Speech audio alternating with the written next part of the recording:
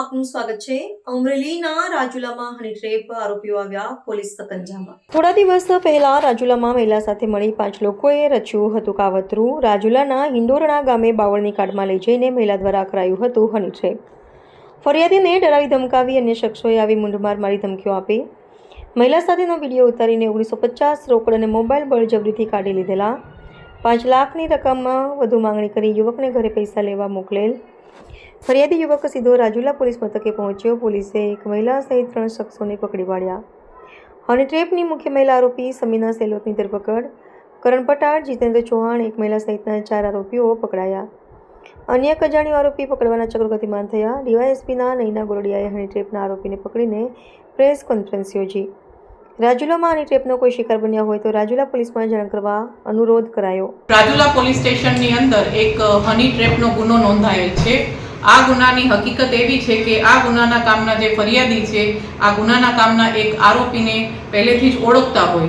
એ આ આરોપીએ અન્ય આરોપીઓ સાથે મળીને એક પૂર્વ આયોજિત કાવતરું રચ્યું છે કે જેની અંદર ફરિયાદીને હિંડોરણા ગામે એક બાવળની કાંટમાં લઈ જઈ ત્યાં એક મહિલા સાથે એનો પરિચય કરાવ્યો છે અને કાવતરા મુજબ દરેક જે અન્ય આરોપી છે તેમણે આ ફરિયાદીને ઢીકાપાટુનો માર માર્યો છે તેમજ તેને ડરાવી ધમકાવી અને આ મહિલા સાથે એક વિડીયો ઉતારી લીધેલ અને જેને આ ધમકી આપી અને ફરિયાદી પાસેથી તેનો પોતાનો એક ફોન તેમજ રોકડ રૂપિયા 1950 બળજબરીથી કઢાવી લીધેલ છે અને ત્યારબાદ ફરિયાદી પાસેથી આ મહિલાને બાજુમાં બેસાડી અને અન્ય એક વિડીયો ઉતારી અને આ મહિલા સાથેના વિડીયોને વાયરલ કરવાની તેમજ જાનથી મારી નાખવાની એક ધમકી આપી અને જે મુજબ ગુના મુજબ ભારતીય ન્યાય સંહિતાની કલમ 308(5), 115(2), 351(3), 352, 54 અને 61 મુજબ રાજુલા પોલીસ સ્ટેશનની અંદર ગુનો નોંધાયેલ। હવે આ